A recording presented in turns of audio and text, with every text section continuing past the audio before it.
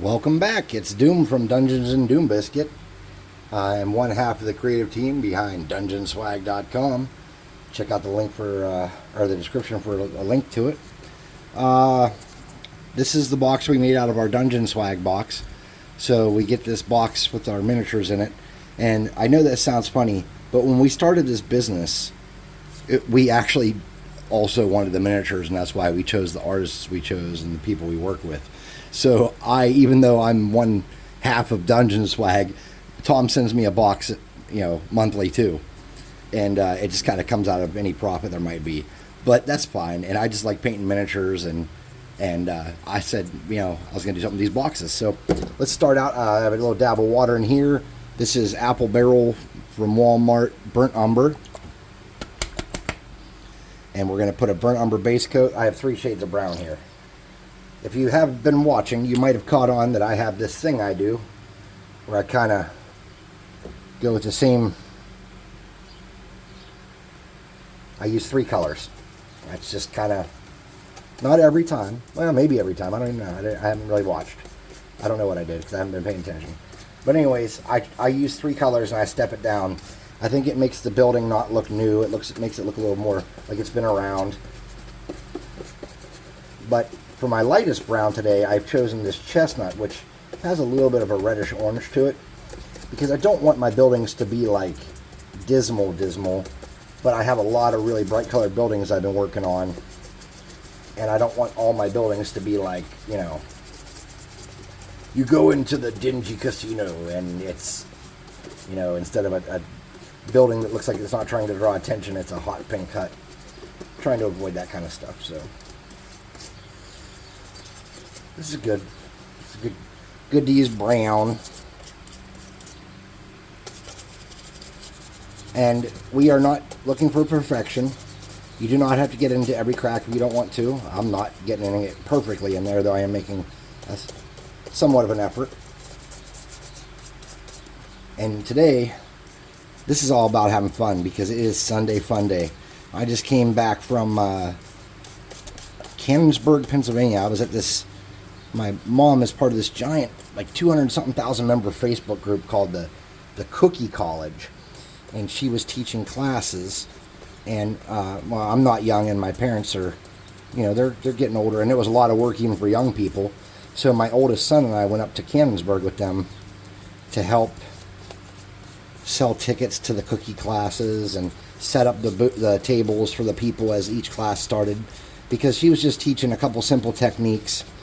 And it was cheap. It was, I don't even think that what she was charging for the class was paying for the materials, honestly. I don't know. But if I were to guess, I would say it probably didn't cover them. But she just was having fun. And my mom loves teaching people stuff.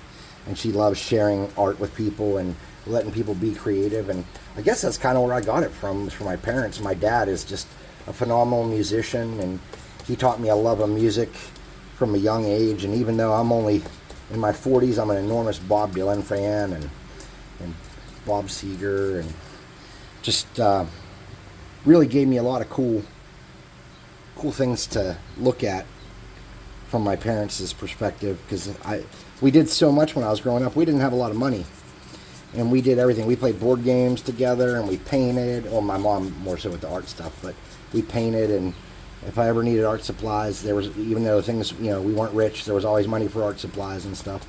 And I had a very large extended family, and we all did stuff together, and we all vacationed together and spent time together. And even though not every one of our vacations was exotic or phenomenal in any way, we always had the best times. And I have so many funny stories and memories of our vacations, even if they were just like local stuff we did, or time, mom and dad both weren't at work, that we did stuff. I remember that kind of stuff so keenly. And so I try to really do fun stuff with my kids, because I want them to have that same kind of feeling. Here we are with my junky old hairdryer again. I do have some bad news about the hairdryer. It is starting to rattle when I shake it. This could mean that it's about at the end of its life expectancy. But that's alright. I'll ask anybody I know if they have an extra hair dryer that's all beat up that they don't need, or I'll head to Goodwill and go in search of one. But I don't want a brand new one. Unless, of course, my wife's ready for an upgrade. I'll take hers and get her a new one. But I don't think she does a whole lot of hair blow drying, honestly. I don't know. I'm not sure what her routine of preparation really includes. She has very long, beautiful brown hair. Though it's getting a little silvery in spots. But I have no room to talk. My beard's about nothing but gray and white anymore.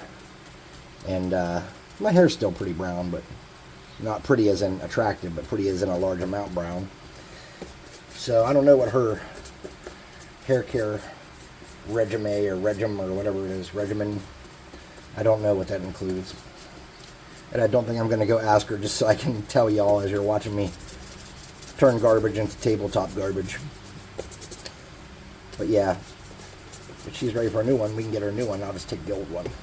Because I don't know how long they are supposed to last, or if they're not as good as they used to be. I know these old ones, though, they are really good because they are strong and they are hot and they're just great. This one here, this Vidal Sassoon 1500 is old. It's not like a modern one.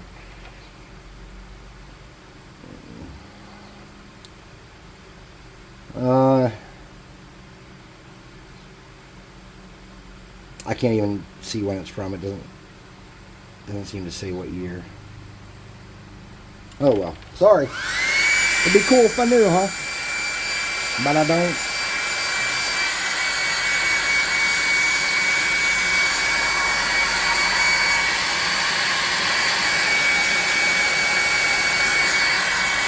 Alright, so it's about as dry as she gets without waiting for a long period of time. So we're going to switch to our next color, which is melted chocolate. And for our melted chocolate, we're going to need this Dollar Tree makeup brush. It is purple, it is pink, it is teal, it is beautiful. It's soft. And again, with this, we are not, this is not a dry brush, right? Let's make that clear. This is not a dry brush. This is a half butt paint job.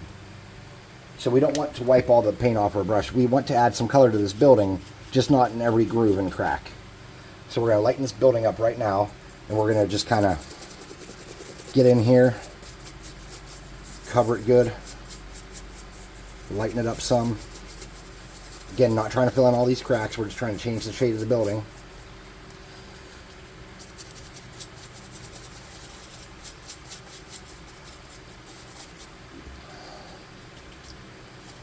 Make it nice. I'll tell you what, I am really proud of all four of my sons, but my older sons are in their early 20s, and right now that is a really, really hard time to be a young person in your early 20s, figuring out where you live in the world, not live, but where you fit into the world and what your purpose and goal is, and seeing if your dreams are realistic or not, and maybe making new dreams as you go. That's a hard time for anybody, and I'll tell you what, those boys, they have really done me proud. They take it in stride. Very little drama and overreaction. Occasionally you get it, but you're going to get that with anybody. And I just cannot say enough good things about how happy I am with my sons. Oh, hell, Chris, what'd you do there? I used the dark brown. All right, let me rinse that off and get another cardboard. Sorry, cardboard. Hate to waste it, but that would not help our cause. Not a bit. Alright, let's go back. I'm going to put that away so I don't grab that again. So we're back. We're lightening this building up with this melted chocolate apple barrel paint. And remember what I said. We don't want to brush it all off. But we don't want to... Oh, there's too much water in this still. Alright, we can fix that. That's too easy to fix. Alright, so all we need to do is get a piece of terry cloth or towel or something and kind of clean this boy out. Alright, well, this brush might be a girl, who knows. I didn't check. Did not lift up the skirt. Alright, so there we go. Whenever you see a lot of foam, for me, that's a bad sign, man, or woman, or whatever, because I use a drop of dish liquid in my rinse water, so these cheap brushes get cleaned out pretty good. And generally that means I have way too much water in there if we're seeing foam or suds. So we're lightening that up. Starting to look good. We might just come back around here one more time on these sides. Top. And then we'll hit it with the hairdryer and we'll hit the bottom again. Lighten it up a little bit more.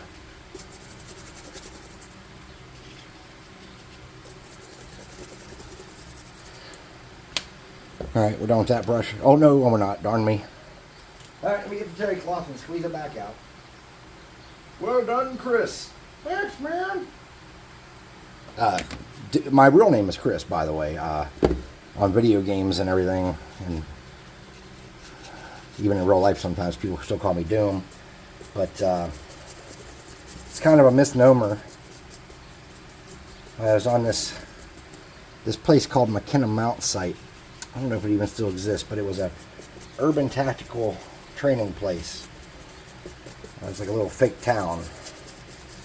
And you went through there, and there's different courses you could do and different scenarios you can do. And one of them is a 9mm target delineation, like aggressive, non-aggressive target run through. And this Sergeant Major had offered the people with the highest scores in each category a 4-day weekend, which in the Army is like free days off that you haven't accrued in any way, that you can just have them off. So I was super interested in that. And I had, my older boys were just tiny. Well, I think one was a baby at the time, and the other one was, a toddler, or whatever the next step up from baby is. So I come back from my run, and we had helmet cams, and I'm looking in the helmet cam, and they're doing my review to calculate my score and see how I did and everything. It's called an after-action review, and it's actually something you can do in the civilian world.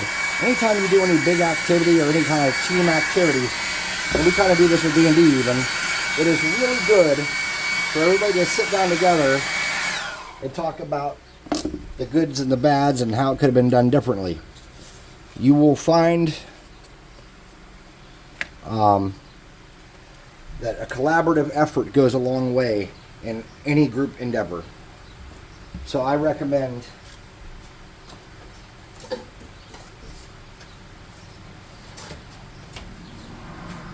having a sit down after you do something and talking about it with your team or group.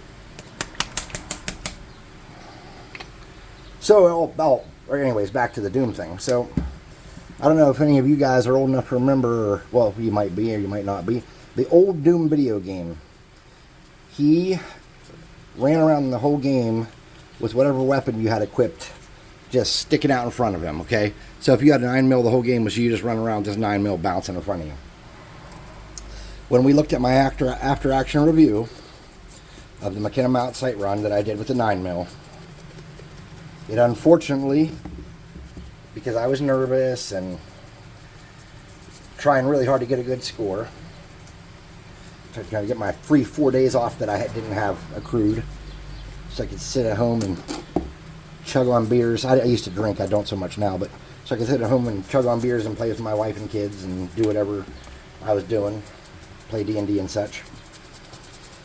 I, out of nervousness, was not even really taking my pistol down to reload. So as I was pulling the clips out, I was just kind of dropping my old ones out and reloading directly in while I was still up. And so someone who was reviewing the footage, a lieutenant, a West Point graduate, super knowledgeable fella, made a comment that I looked like the Doom guy, which later became called the Doom Slayer, but at the time I don't think anybody was calling him that.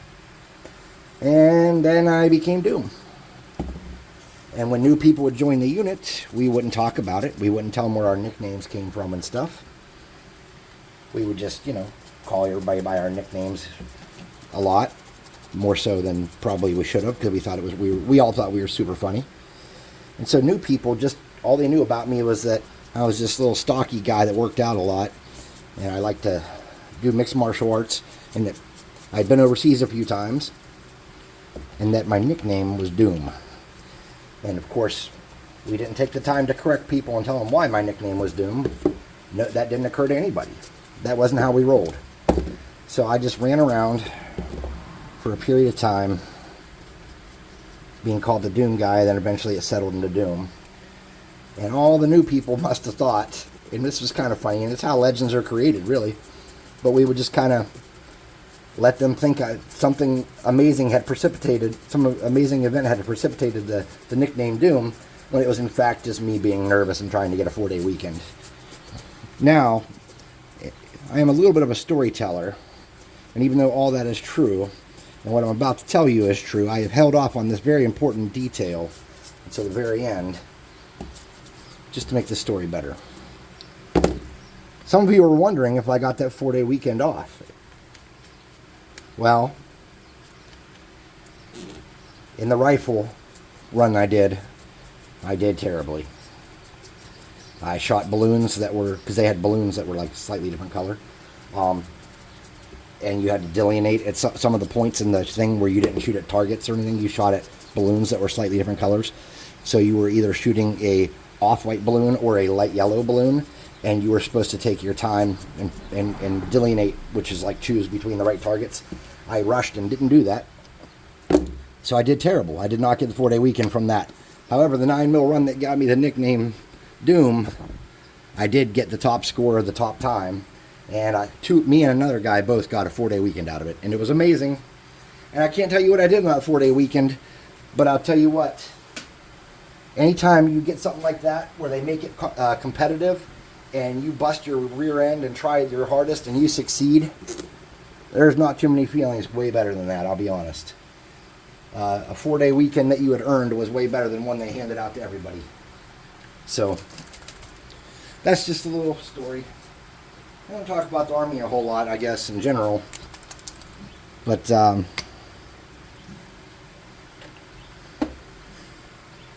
had really learned a lot in the Army. Made a lot of mistakes, had a lot of victories. Kind of gained some discipline and did a lot of growing up. Spent a lot of time overseas. Didn't always do everything right. But all in all, it was a positive experience for me. Some of the side effects that it had on my personal life were not ideal, but I don't blame the Army for that. I blame naivety and being young and thinking I know everything as being my main problem there.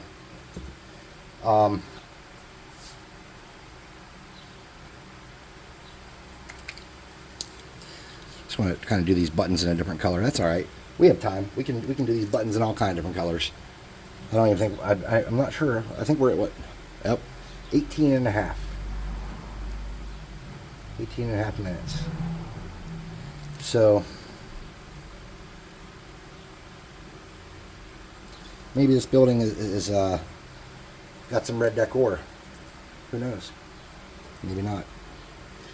Alright. So I got red there on those two buttons. I think we're going to do the other two buttons in turquoise. Now last time I tried to use turquoise for something, I can't remember if it was too wet or what was wrong with it. So it did not go as I had hoped. So let's hope the turquoise turns out a little better this time. And you should not be doing this. See what I'm doing, how I'm squirting it out here? Oh, you can't see, I moved it off the camera. You should not be squirting this cardboard with this paint. These lids, you shake these up and pull these lids off. That's what you should be doing instead of wasting paint. Don't do what I did. I used to be conscious about that stuff, and I've gotten very lazy. There's no reason to be wasting that kind of paint. Even on these bright colors that I'll probably never use for anything else.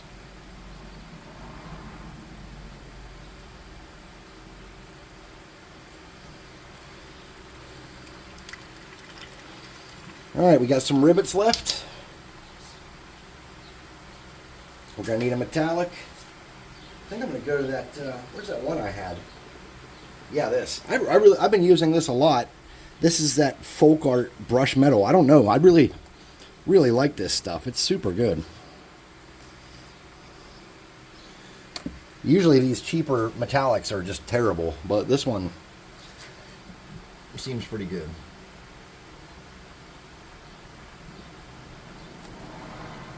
I didn't get much paint on my brush, so I wasn't catching that rivet very well.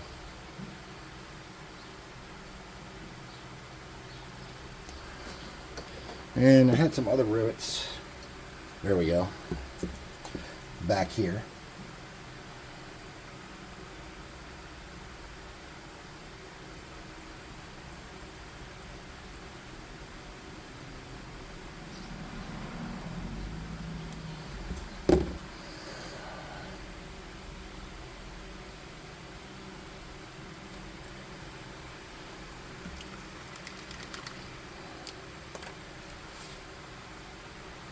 Alright, I'm going to do a little more, just a little color around the center of those buttons just to kind of break it up. I'm going to grab another color and do that last button there, and I'm going to do all three buttons on that side in one color.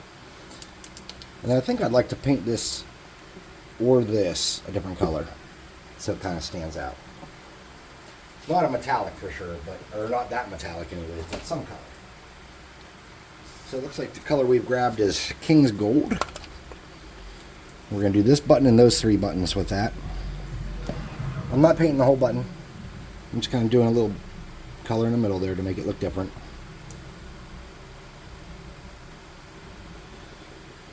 Not going for perfection. See, we have a little hot glue pop out there and make a little boob coming out the side. I don't know if it's a boob, but you know what I mean. Alright, so let's paint that that panel a different color. I got a lot of different colors here. White probably will not be good. What about, I have this Folk Art Coffee Latte. Now this should be a pretty heavy contrast. Even dried, if you're looking there. So that's what we're going to use. We're going to use that. You find a brush that's kind of flat.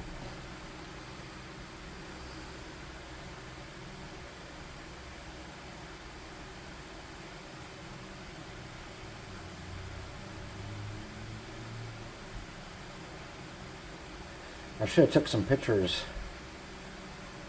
of some of the fights I set up last night when we played, because I actually used a lot of the terrain I've made here on the channel. Even though a lot of this terrain I haven't put quite as much time and effort into, because I was just trying to create a bunch of pieces to put on the table.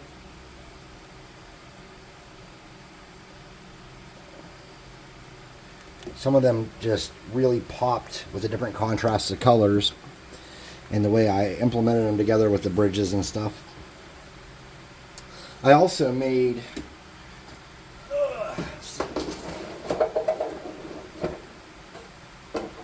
don't know if you guys have seen these packing inserts. I'm sure people make videos. Yeah, actually I know people have made videos of this. I've seen it.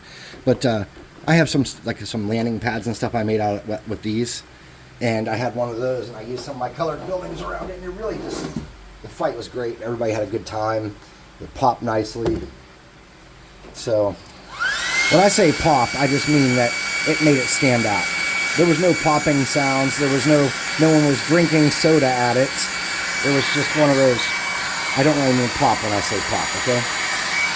I use a lot of slang, and I talk like a crazy old person a lot, but I don't mean anything by it.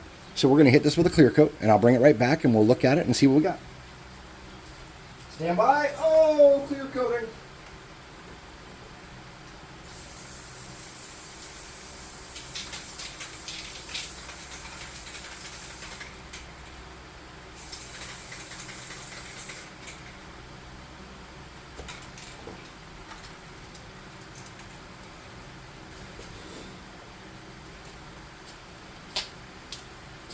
All right, some of it stuck to my fingers, so the clear coat is not dry, but it'll dry and it'll be okay. It was just those two little dots back there, if you can see those.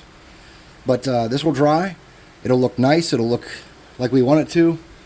And since it's going to be the same size as the next thing we built, let's take a second and look. All right, we started with this box. I put some tape on here and glued this shut. Put some, I don't even know, I put tape on the seams, I think. I put tape on it, though. There was tape on it somewhere. Maybe it was across here. There was tape on it, a little bit of glue to hold it shut and keep it formed. And we can just keep building these things, and we can stack them and do whatever with them, and we can really build multi-layer structures. So, do I have any real Star Wars minis down here? I got real D&D minis down here somewhere. Okay, so let me grab something. This is a 28mm miniature from the board game Hate. So if we hold this up to a miniature, you could easily build multi-story structures just by putting these on top of each other. And they don't all have to be the same colors and stuff either. So keep that in mind. We can do a lot with this if we keep painting these up, and we can have a lot of fun with that. So this has been Doom from Dungeons and Doom Biscuit. I want to thank you guys for watching. Have an awesome Sunday. I hope you get to do everything you wanted to do this weekend. If not, well, tomorrow the grind starts again. Goodbye.